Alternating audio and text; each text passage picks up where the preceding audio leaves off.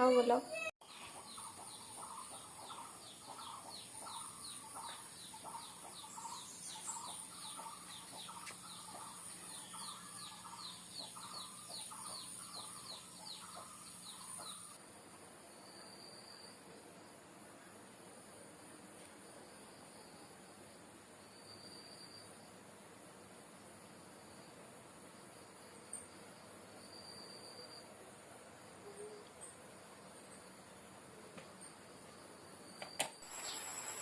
এতিয়া ৰাতিপুৱা 5টা বাজিবলৈ 9 মিনিটমান আছে আৰু মই উঠিলোঁ। এতিয়া মৰ্ণিং ৱাক কৰিবলৈ যাম।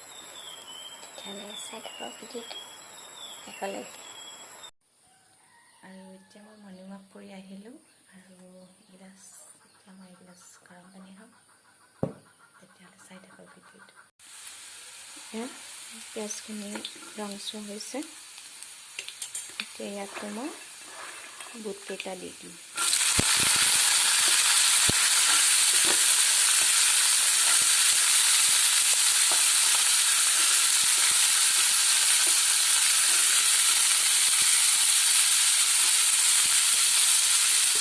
এতিয়া অকণমান নিমখ,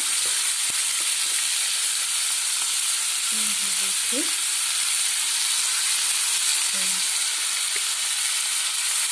জিৰা পাউডাৰ আৰু অলপ জলকীয়া দিম।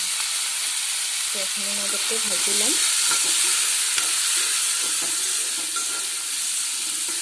তাৰপিছত মই অকণমানকৈ পানী দি এইখিনি ভালদৰে ভাজি ল'ম।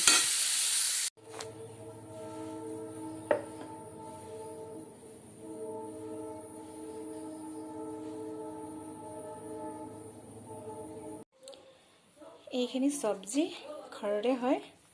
মায়ে ৰাতিপুৱা ছিঙি লৈ আহিল। মই যাব খুজিছিলোঁ। মই ভাবিছিলোঁ মই ছিঙি আনিম, আপোনালোকক দেখাম, কিন্তু মায়ে লৈ আহিলে। আৰু এতিয়া কৰোণা কালত বাহিৰৰ চব্জি খোৱাটো খুবেই বেয়া হয় আচলতে। সেই ঘৰৰ চব্জি ভালে, ঘৰৰ চব্জি খাম আজি। ইয়াকে বনাম। তেতিয়াহ'লে চাই থাকক ভিডিঅ'টো শেষলৈকে। মাংসৰ ৰেচিপিটো আজি নিদিলোঁ, নেক্সট টাইম মাংসৰ ৰেচিপিটো দি দিম বাৰু। এইফালে পোলাও, মাংস।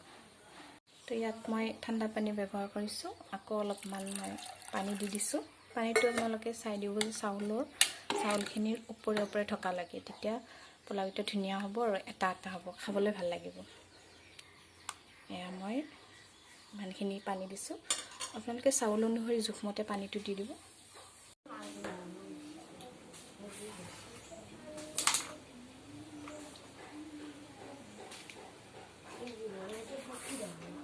লিমন, হাই কোৱা। সৰু হাই।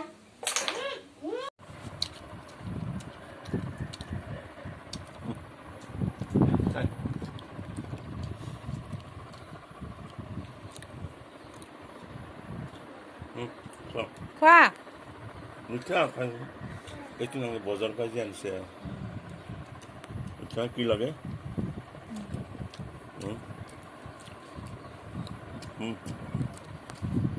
এয়া মই গধূলিৰ কাৰণে নাস্তা অকণমান বনাবলৈ খুজিছোঁ।